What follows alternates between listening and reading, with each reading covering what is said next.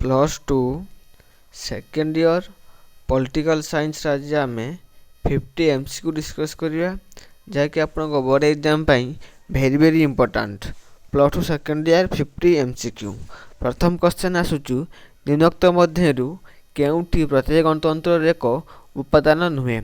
प्रत्यक्ष गणतंत्र एक उपादान नुहे। ऑप्शन ए गणभोट, बी अध्यादेश, सी गणोद्योग, डी प्रत्याहार। सठिक आंसर बी अध्यादेश होउची प्रत्येक गणतंत्र एक उपादान नुहे। नेक्स्ट क्वेश्चन गणतंत्र मुख्यतः निम्नोक्त मध्यरु केउंठी मौलिक नीति आधारित नुहे। मौलिक नीति आधारित नुहे। ऑप्शन ए जनप्रिय सार्वभौमत्व प्रतिष्ठा, बी आईन शासन, सी संख्यागरिष्ठ सरकार, डी बल प्रयोग द्वारा शासन। सठिक आंसर डी बल प्रयोग द्वारा शासन होउची गणतंत्र मौलिक नीति आधारित नुहे। क्वेश्चन नंबर सी प्रत्येक गणतंत्र नागरिक मानक द्वारा प्रस्तुत चिठा को व्यवस्थापिकार अनुमोदन पाई प्रेरण करिवार व्यवस्था को कौन कहा जाए। ऑप्शन ए गणभोट, बी गणोद्योग, सी प्रत्याहार, डी अध्यादेश। सठिक आंसर बी गणउद्योग। डी भारत केउ राज्य बा प्रदेश प्रथमे इक्सल समस्यार आरंभ होइतिला। Option A Bihar, B Assam, C Paschimbanga, D Andhra Pradesh. सठिक आंसर डी सी पश्चिमबंग। प्रथमे पश्चिमबंग रे नक्सल समस्यार आरंभ होइतिला। नेक्स्ट क्वेश्चन जातिगत विभेद व जाति प्रथा केउ प्रकार वैषम्य अटे। ऑप्शन ए राजनैतिक, बी अर्थनैतिक, सी सांस्कृतिक, डी सामाजिक। सठिक आंसर डी सामाजिक। सामाजिक होउची जातिगत प्रभेद व जाति प्रथा सामाजिक वैषम्य। क्वेश्चन एफ निम्नोक्त मध्यरु केउंठी लिंगगत वैषम्य नुहे। ऑप्शन ए पुरुष प्रधान समाज, बी यौतुक प्रथा, सी सार्वजनीन सामबालिक भोट प्रथा, डी पर्दा प्रथार प्रचलन। एफ सठिक आंसर सी सार्वजनीन सामबालिक भोट प्रथा। नेक्स्ट क्वेश्चन निम्नोक्त मध्यरु केउंठी राजनैतिक दलर वैशिष्ट्य नुहे। ऑप्शन ए निर्दिष्ट राजनैतिक नीति व आदर्श, बी संवैधानिक उपाय क्षमता हासिल, सी जनमत को संगठित करने, डी साधारण समस्या प्रति उदासीनता। जी सठिक आंसर डी साधारण समस्या प्रति उदासीनता। नेक्स्ट क्वेश्चन एज भारत रे केउ दलीय व्यवस्था प्रचलित। भारत रे केउ दलीय व्यवस्था प्रचलित। सठिक आंसर सी बहुदलीय व्यवस्था। समस्या आनिथिबो बहुदलीय व्यवस्था भारत रे प्रचलित। आई बहुजन समाज पार्टी प्रतिष्ठाता किए। Option A Bhimrao Ambedkar, B Jagjivan Ram, C Kanshiram, D Mayawati. सठिक आंसर सी कांशीराम होचुंती बहुजन समाज पार्टी प्रतिष्ठाता। केउ मसीह भारत राजनैतिक पंजीकरण व्यवस्था होइची। केउ मसीह भारत राजनैतिक दलर पंजीकरण व्यवस्था होइची। Option A 1952, B 1955, C 1988, D 1992। सठिक आंसर सी 1988 मसीह भारत में राजनैतिक दल मान पंजीकरण व्यवस्था आरंभ होइची। क्वेश्चन नंबर डी दलबदल आईन अनुसार जदि लोकसभा किंबा विधानसभा गोटे दलर अन्य केते अंश सभ्य एकत्र दलबदल करती तेबे सेमानक सभ्य पद रद्द हेब नाही। ऑप्शन ए 1/3, बी 1/3, सी अधिकांश, डी निर्दिष्ट नुहे। के सठिक आंसर बी 1/3 जदि सभ्य पद एकत्र दलबदल करती तेबे सेमानक सभ्य पद रद्द हेबनी। धरा जाए गोटे पदरे समुदाय 3 भाग और 4 भाग गोटे दल अच्छी दल 3 भाग जदि लोक पलैबे ताहने सेठारे कि सब तांको पद रद्द हेब नाही। एग्जांपल स्वरूप जदि गोटे दलर जदि 50टी पद अच्छी डिवाइड से जदि आम 3 हरण करदे 3 हरण कर 3 के 3 रहा के 2 318 एतिक जदि पलैबे जदि गोटे दलरू ताहले एतिक जदि बंचिबे आ सब जदि पलैबे ତେଣୁ ଗୋଟିଏ ପଦ ରଦ୍ଦ ହେବ ନାହିଁ। ତାହେଲେ 50ରୁ 16 ମାଇନସ୍ କରିଦେଲେ ଆମେ 4 3 34 ସଭ୍ୟ ଯଦି ଗୋଟେ ଦଳରୁ ପଳେଇବେ ତାହେଲେ ସେଇ ତାଙ୍କର ପଦ ରଦ୍ଦ ହେବ ନାହିଁ, 1/3। ବୁଝିହେଲା। ନେକ୍ସଟ ଆସୁଛି ରାଷ୍ଟ୍ରୀୟ ଜନତା ଦଳ କେଉଁ ରାଜ୍ୟର ଏକ ପ୍ରମୁଖ ଆଞ୍ଚଳିକ ଦଳ? ରାଷ୍ଟ୍ରୀୟ ଜନତା ଦଳ କେଉଁ ରାଜ୍ୟର ଏକ ପ୍ରମୁଖ ଆଞ୍ଚଳିକ ଦଳ? Option A Jharkhand, B Madhya Pradesh, C Bihar, D Chhattisgarh. L ସଠିକ୍ ଆନ୍ସର ବିହାର। ବିହାର ହେଉଛି ଏକ ରାଷ୍ଟ୍ରୀୟ ଦଳ, ହେଉଛି ଏକ ଆଞ୍ଚଳିକ ଦଳ ବିହାର। ଏ ଜାତୀୟ ଗଣତାନ୍ତ୍ରିକ ମେଣ୍ଟ NDA କେଉଁ ଜାତୀୟ ଦଳ ନେତୃତ୍ୱରେ ପରିଚାଳିତ? ସଠିକ୍ ଆନ୍ସର ସି ଭାରତୀୟ ଜନତା ପାର୍ଟି। ଭାରତୀୟ ଜନତା ପାର୍ଟି ହେଉଛି NDA ଆଉ କଂଗ୍ରେସ ପାର୍ଟିର ହେଉଛି UPA। এটা ହେଉଛି ଭାରତୀୟ ଜନତା ପାର୍ଟି ହେଉଛି NDA, UPA ହେଉଛି କଂଗ୍ରେସର, କଂଗ୍ରେସ ହେଉଛି UPA। ନେକ୍ସଟ କ୍ୱେଶ୍ଚନ୍ ରାଷ୍ଟ୍ରସଂଘ ବା ଫେଡେରାଲିଜିମ୍। ରାଷ୍ଟ୍ରସଂଘ ବା ଫେଡେରାଲିଜିମ୍ କେଉଁ ଭାଷା ଶବ୍ଦ ବା ଫୋଡସରୁ ଆସିଅଛି? କେଉଁ ଭାଷା ଶବ୍ଦ ଫୋଡସରୁ ଆସିଅଛି? ସଠିକ୍ ଆନ୍ସର ଡି ଲାଟିନ୍ରୁ ଆସିଛି। ଏଟା ହେଉଛି ଲାଟିନ୍ ଶବ୍ଦ। ଓ କିଏ ଭାରତକୁ ଅର୍ଦ୍ଧରାଷ୍ଟ୍ର ବୋଲି ଘୋଷଣା କରିଥିଲେ? କିଏ ଭାରତକୁ ଏକ ଅର୍ଦ୍ଧରାଷ୍ଟ୍ର ବୋଲି ଘୋଷଣା କରିଥିଲେ? ସଠିକ୍ answer C KC Wheare. KC Wheare ହେଉଛି ଭାରତକୁ ଏକ ଅର୍ଦ୍ଧସଂଘ ରାଷ୍ଟ୍ର ବୋଲି ଘୋଷଣା କରିଥିଲେ। ନେକ୍ସଟ କ୍ୱେଶ୍ଚନ୍ ଭାରତରେ ପ୍ରଥମ କେଉଁ ମସିହାରେ ସ୍ୱାୟତ୍ତଶାସନ ବ୍ୟବସ୍ଥା ପ୍ରଚଳନ ହୋଇଥିଲା? ଅପସନ୍ ଏ 1982, ବି 1990, ସି 1905, ଡି 1909। ପି ସଠିକ୍ ଆନ୍ସର ଏ 1982 ମସିହାରେ ପ୍ରଥମେ ସ୍ୱାୟତ୍ତଶାସନ ବ୍ୟବସ୍ଥାର ପ୍ରଚଳନ ହୋଇଥିଲା। 1982 ମସିହାରେ। କ୍ୟୁ ଭାରତରେ ସଂଘୀୟ ବ୍ୟବସ୍ଥା କେତୋଟି ରାଜ୍ୟ ଅଛି? ଭାରତୀୟ ସଂଘୀୟ ବ୍ୟବସ୍ଥା କେତୋଟି ରାଜ୍ୟ ଅଛି? ସଠିକ୍ ଆନ୍ସର 28ଟି ରାଜ୍ୟ ଅଛି। କେତୋଟି ରାଜ୍ୟ? 28ଟି। ନେକ୍ସଟ କ୍ୱେଶ୍ଚନ୍ ଯୁଗ୍ମ ତାଲିକାରେ କେତୋଟି ବିଷୟ ଅଛି? ଯୁଗ୍ମ ତାଲିକାରେ କେତୋଟି ବିଷୟ ଅଛି? ସଠିକ୍ ଆନ୍ସର ସି 52ଟି ବିଷୟ ଅଛି।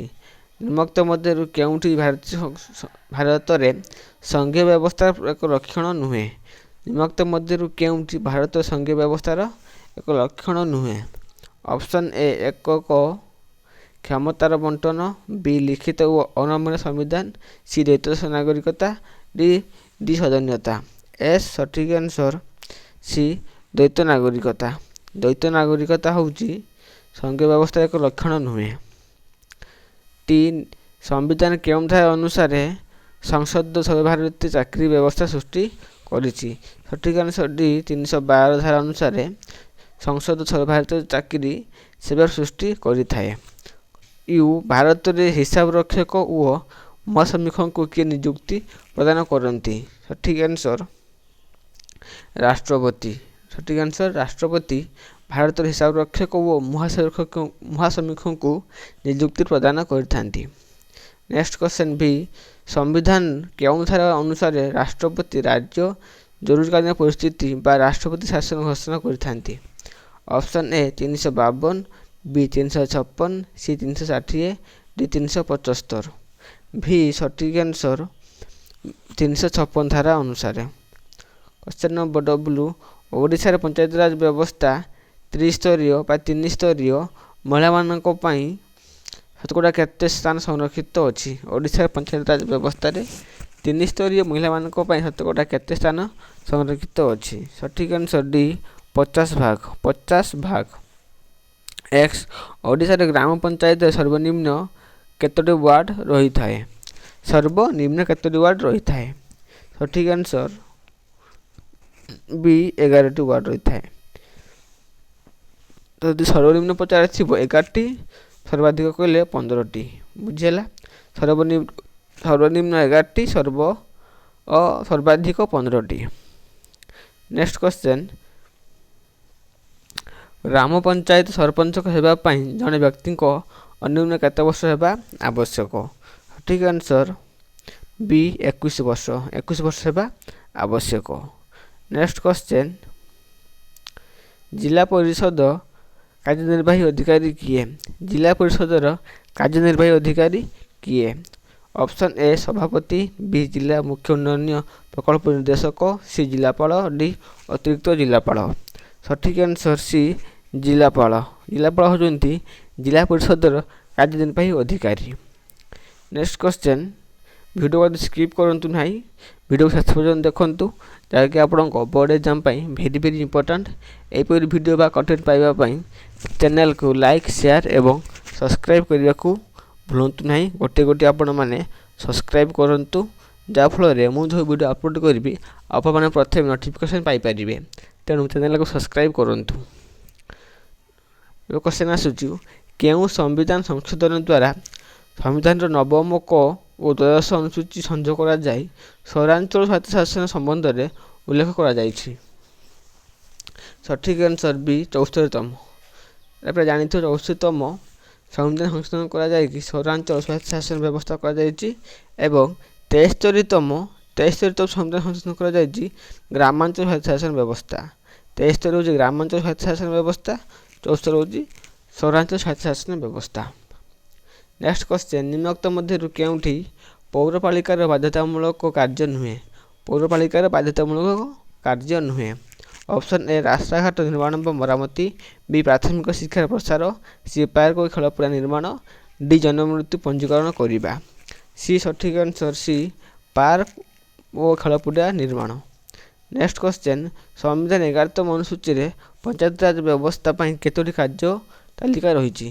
କେତୋଟି କାର୍ଯ୍ୟ ତାଲିକା ରହିଛି? Option A 25, B 26, C 29, D 28।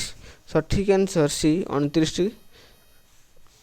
Next question, 73ତମ ଓ 74ତମ ସମ୍ବିଧାନ ସଂଶୋଧନ ବେଳେ ଭାରତର ପ୍ରଧାନମନ୍ତ୍ରୀ କିଏ ଥିଲେ? Option A VP Singh, B VP Narasimha Rao, D Atal Bihari Vajpayee, D Chandrashekhar.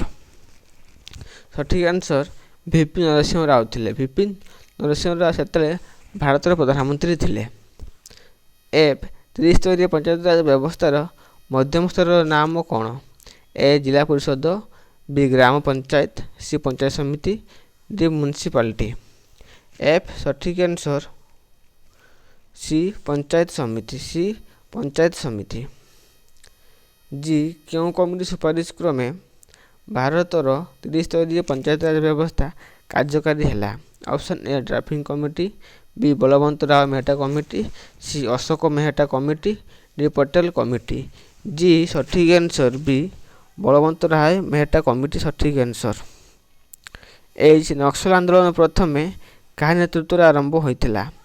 Naxal ଆନ୍ଦୋଳନ ପ୍ରଥମେ କାହା ନେତୃତ୍ୱରେ ଆରମ୍ଭ ହୋଇଥିଲା? Option A Charu Majumdar, B Jyoti Basu, C Nagabhushan Patnaik, D Sabyasachi Panda. ସଠିକ୍ ଆନ୍ସର୍ ଏ ଚାରୁ ମଜୁମଦାର। ଚାରୁ ମଜୁମଦାର ଦ୍ୱାରା ପ୍ରଥମେ ନକ୍ସଲ ଆନ୍ଦୋଳନ ଆରମ୍ଭ ହୋଇଥିଲା। ଆଇ, କେଉଁ ସରକାର ଲିଙ୍ଗଗତ ସମାନତାକୁ ଗୁରୁତ୍ୱ ଦେଇଥାଏ? କେଉଁ ସରକାର ଲିଙ୍ଗଗତ ସମାନତାକୁ ଗୁରୁତ୍ୱ ଦେଇଥାଏ? ଅପସନ୍ ଏ ଏକଛତ୍ରବାଦ, ବି ଗଣତନ୍ତ୍ର, ସି ରାଜତନ୍ତ୍ର, ଡି ଅଭିଜାତତନ୍ତ୍ର। ଆଇ ସଠିକ୍ ଆନ୍ସର୍ ବି ଗଣତନ୍ତ୍ର ରାଇଟ୍ ଆନ୍ସର୍। ଯେ କେଉଁ ମସିହାରେ ଜାତୀୟ ମହିଳା ଆୟୋଗ ଆଇନ ପାରିତ ହୋଇଥିଲା? କେଉଁ ମସିହାରେ ଜାତୀୟ ମହିଳା ଆୟୋଗ ଆଇନ ପାରିତ ହୋଇଥିଲା? ଅପସନ୍ ଏ 1988, ବି 1990, ସି 1992, ଡି 1950। ଯେ ସଠିକ୍ ଆନ୍ସର୍ ସି 1992 ମସିହାରେ ପ୍ରଥମେ ଜାତୀୟ ମହିଳା ଆୟୋଗ ଆଇନ ପାରିତ ହୋଇଥିଲା। ପାଟୋ ଆଇନ କେବେ ଗୃହୀତ ହୋଇଥିଲା? ଅପସନ୍ ଏ 1980, ବି 1985, ସି 2000, ଡି 2002। କେ ସଠିକ୍ ଆନ୍ସର୍ ଡି 2002 ମସିହାରେ ପାଟୋ ଆଇନ ଗୃହୀତ ହୋଇଥିଲା। ଏଲ୍, ନିମ୍ନୋକ୍ତ ମଧ୍ୟରୁ କେଉଁଠି ସାମ୍ପ୍ରଦାୟିକତାବାଦ ନିରାକରଣ ପାଇଁ ଉପାୟ ନୁହେଁ? ସାମ୍ପ୍ରଦାୟିକତାବାଦ ନିରାକରଣ ପାଇଁ ଉପାୟ ନୁହେଁ। ଅପସନ୍ ଏ ଜନସଂଖ୍ୟା ନିରାପତ୍ତା, ବି ସାମ୍ପ୍ରଦାୟିକତାବାଦ ସଦ୍ଭାବ, ସି ରାଜନୀତି ଓ ଧର୍ମନୀତିର ମିଶ୍ରଣ, ଡି ପ୍ରଶାସନିକ ସତର୍କତା। ଏଲ୍ ସଠିକ୍ ଆନ୍ସର୍ ସି ରାଜନୀତି ଓ ଧର୍ମନୀତିର ମିଶ୍ରଣ ହେଉଛି ସାମ୍ପ୍ରଦାୟିକତା ଉପାୟର ନିରାକରଣ ନୁହେଁ। ଏମ୍, ଜାତିପ୍ରଥା ବିଲୋପ ପାଇଁ କେଉଁ ଆଇନ ଆବଶ୍ୟକ? ଜାତିପ୍ରଥାର ବିଲୋପ ପାଇଁ କେଉଁ ନ୍ୟାୟ ଆବଶ୍ୟକ। ଅପସନ୍ ଏ ରାଜନୈତିକ ନ୍ୟାୟ, ବି ଅର୍ଥନୈତିକ ନ୍ୟାୟ, ସି ସାମାଜିକ ନ୍ୟାୟ, ଡି ଉପରୋକ୍ତ ସମସ୍ତ। ସଠିକ୍ ଆନ୍ସର୍ ଡି ଉପରୋକ୍ତ ସମସ୍ତ ହେଉଛି ଜାତୀୟ ପ୍ରଥା ବିଲୋପ ପାଇଁ ନ୍ୟାୟ ଆବଶ୍ୟକ। ଜାତୀୟ ପ୍ରଥାଟା ହେଉଛି ଜାତୀୟ ପ୍ରଥା ବିଲୋପ ପାଇଁ ସଠିକ୍ ଆନ୍ସର୍ ହେବ ସି ସାମାଜିକ ନ୍ୟାୟ। କାରଣ ସମାଜରେ ଆମେ ଜାତୀୟ ପ୍ରଥାଟା ପ୍ରଚଳନ କରୁ, ଉପରୋକ୍ତ ସମସ୍ତ ହେବ ନାହିଁ, ସି ସାମାଜିକ ନ୍ୟାୟ ରାଇଟ୍ ଆନ୍ସର୍। ଏନ୍ ନିମ୍ନୋକ୍ତ ମଧ୍ୟରୁ କେଉଁଠି ଓଡ଼ିଶାରେ ସର୍ବପୁରାତନ ନଗରପାଳିକା ମାନ୍ୟତା ମିଳିଥିଲା? ସର୍ବପୁରାତନ ନଗରପାଳିକା ମାନ୍ୟତା ମିଳିଥିଲା। Option A Baleswar, B Brahmapur, C Puri, D Cuttack. ଏନ୍ ସଠିକ୍ answer B Brahmapur. Next panchayat raj ନିର୍ବାଚନରେ କେଉଁ ପ୍ରାର୍ଥୀ ଦଳୀୟ ସଂକେତ ଦଳୀୟ ପ୍ରାର୍ଥୀ ଭାବରେ ନିର୍ବାଚିତ ଲଢ଼ିଥାନ୍ତି? ଅପସନ୍ ଏ ସରପଞ୍ଚ, ବି ସମିତି ସଭ୍ୟ, ଡି ଜିଲ୍ଲା ପରିଷଦ ସଭ୍ୟ, ଡି ଉପରୋକ୍ତ ସମସ୍ତ। ସଠିକ୍ ଆନ୍ସର୍ ସି ଜିଲ୍ଲା ପରିଷଦ ସଭ୍ୟ ହେଉଛି ପ୍ରାର୍ଥୀମାନଙ୍କ ଦଳୀୟ ପ୍ରାର୍ଥୀ ଭାବେ ନିର୍ବାଚିତ ଲଢ଼ିଥାନ୍ତି। ପି ସରପଞ୍ଚ ହେବା ପାଇଁ ଜଣେ ପ୍ରାର୍ଥୀଙ୍କର ବୟସ ଅନ୍ୟୁନ କେତେ ହେବା ଆବଶ୍ୟକ? ସଠିକ୍ ଆନ୍ସର୍ ବି 21 ବର୍ଷ। କ୍ୟୁ ନିମ୍ନୋକ୍ତ ମଧ୍ୟରୁ କେଉଁଠି ସ୍ଥାନୀୟ ସରକାର ନୁହେଁ? ଅପସନ୍ ଏ ଗ୍ରାମ ପଞ୍ଚାୟତ, ବି ଜିଲ୍ଲା ପରିଷଦ, ସି ବିଧାନ ପରିଷଦ, ଡି ବିଜ୍ଞପ୍ତି ଅଞ୍ଚଳ ପରିଷଦ। କ୍ୟୁ ସଠିକ୍ ଆନ୍ସର୍ ସି ବିଧାନ ପରିଷଦ। ଆର୍ ସମ୍ବିଧାନ କେଉଁ ଧାରା ଅନୁସାରେ ରାଜ୍ୟ ବିଧାନସଭା ଗୃହୀତ ଏକ ବିଲ୍କୁ ରାଜ୍ୟପାଳ ରାଷ୍ଟ୍ରପତିଙ୍କ ଅନୁମୋଦନ ପାଇଁ ପ୍ରେରଣ କରିଥାନ୍ତି? ଅପସନ୍ ଏ 200 ଧାରା, ବି 280 ଧାରା, ସି 300 ଧାରା, ଡି 356 ଧାରା। ଆର୍ ସଠିକ୍ ଆନ୍ସର୍ ଏ 200 ଧାରା। ଏସ୍ ବର୍ତ୍ତମାନ ଭାରତରେ କେତୋଟି କେନ୍ଦ୍ରଶାସିତ ଅଞ୍ଚଳ ଅଛି? ସଠିକ୍ ଆନ୍ସର୍ 8ଟି କେନ୍ଦ୍ରଶାସିତ ଅଞ୍ଚଳ ଅଛି, 8ଟି। ପ୍ରଥମ ଥିଲା 7, ଯେବେଠୁ ଜାମ୍ମୁ କାଶ୍ମୀର ମିଶିଲା ସେବେ ହେଇଗଲା 8ଟି ଗଣତନ୍ତ୍ର। 8ଟି କେନ୍ଦ୍ରଶାସିତ ଅଞ୍ଚଳ ଅଛି, 28ଟି ରାଜ୍ୟ ଅଛି। ଥିଲା ଯେତେବେଳେ 28ରୁ 29 ହେଲା କେତେବେଳେ ନା ତେଲେଙ୍ଗାନା ଯେତେବେଳେ ବଢ଼ିଲା 28ରୁ 29 ହେଲା। ପୁଣି ଯେତେ ଜାମ୍ମୁ ଆଣ୍ଡ କାଶ୍ମୀର ଥିଲା ରାଜ୍ୟ ଯେତେବେଳେ କେନ୍ଦ୍ରଶାସିତ ଅଞ୍ଚଳ ହେଲା, ତେଣୁ 29ରୁ 28 ହେଲା ଏବଂ 7ରୁ 8 ହେଲା କେନ୍ଦ୍ରଶାସିତ ଅଞ୍ଚଳ। ମୁଁ ପୁଣି ଥରେ ବୁଝେଇ ଦେଉଛି, ଆମର ଷ୍ଟେଟ୍ ଥିଲା 28ଟି, ଯେତେବେଳେ ତେଲେଙ୍ଗାନା ଯେତେବେଳେ ମିଶିଲା ସେତେବେଳେ ହେଲା 29ଟି ରାଜ୍ୟ। ଜାମ୍ମୁ ଆଣ୍ଡ କାଶ୍ମୀର ଯେତେବେଳେ କେନ୍ଦ୍ରଶାସିତ ଅଞ୍ଚଳ ହେଲା ତ ଗୋଟେ ମାଇନସ୍ ହେଲା, ତେଣୁ 29ରୁ 28 ରାଜ୍ୟ ହେଲା। 7ଟି କେନ୍ଦ୍ରଶାସିତ ଅଞ୍ଚଳରୁ 8ଟି କେନ୍ଦ୍ରଶାସିତ ଅଞ୍ଚଳ ହେଲା। ବୁଝିହେଲା? ନେକ୍ସଟ କ୍ୱେଶ୍ଚନ୍ ଟି ଭାରତର ବୈଦେଶିକ ନୀତିର ସ୍ରଷ୍ଟା କିଏ? ଭାରତର ବୈଦେଶିକ ନୀତିର ସ୍ରଷ୍ଟା କିଏ? ସଠିକ୍ ଆନ୍ସର୍ ବି ଜବାହରଲାଲ ନେହେରୁ।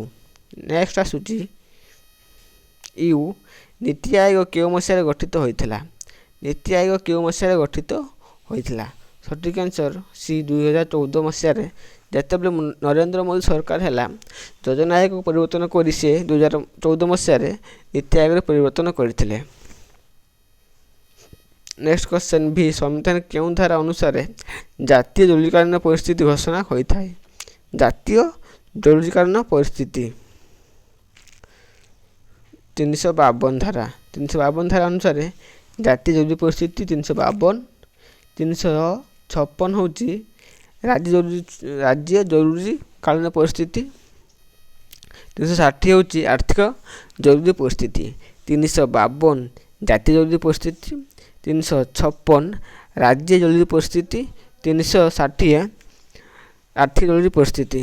ତାପରେ ଡବ୍ଲୁ ସତୀଦାହ ପ୍ରଥା ପାଇଁ ନିମ୍ନୋକ୍ତ ମଧ୍ୟରୁ କାହାର ଅବଦାନ ରହିଛି? Option A Lord Curzon, B Lord Clive, C Lord Dalhousie, D Lord William Bentinck. W ସଠିକ୍ answer D Lord William Bentinck. ସ୍ଥାନୀୟ ସରକାର ନିମ୍ନୋକ୍ତ ମଧ୍ୟରୁ କେଉଁ ନୀତି ଆଧାରିତ? ସ୍ଥାନୀୟ ସରକାର ନିମ୍ନୋକ୍ତ ମଧ୍ୟରୁ କେଉଁ ନୀତି ଆଧାରିତ? ଅପସନ୍ ଏ କ୍ଷମତା କେନ୍ଦ୍ରୀକରଣ, ବି କ୍ଷମତା ବିଭାଜନ, ସି କ୍ଷମତା ବିକେନ୍ଦ୍ରୀକରଣ, ଡି କ୍ଷମତା ପୃଥକୀକରଣ। एक्स सठिक आंसर सी क्षमता विकेन्द्रीकरण। नेक्स्ट क्वेश्चन गुजरात ग्रदा हत्याकांड 2002 मसीह केउं बादर प्रतिफलन केउं बादर जातीयवाद आंचलिकतावाद सांप्रदायिकतावाद आतंकवाद। वाई सठिक आंसर सी सांप्रदायिकतावाद। एक्स जदि गोटे जाति हुए एवं वाई गोटे जाति हुए ये जाति जाति भितर झगड़ा हुए ताको हम सांप्रदायिकतावाद कहवा। सांप्रदायिकतावाद हूँ जाति जाति भितर लड़ाई हेले ताको हम सांप्रदायिकतावाद कहवा। यह आपणकर 25+25 MCQ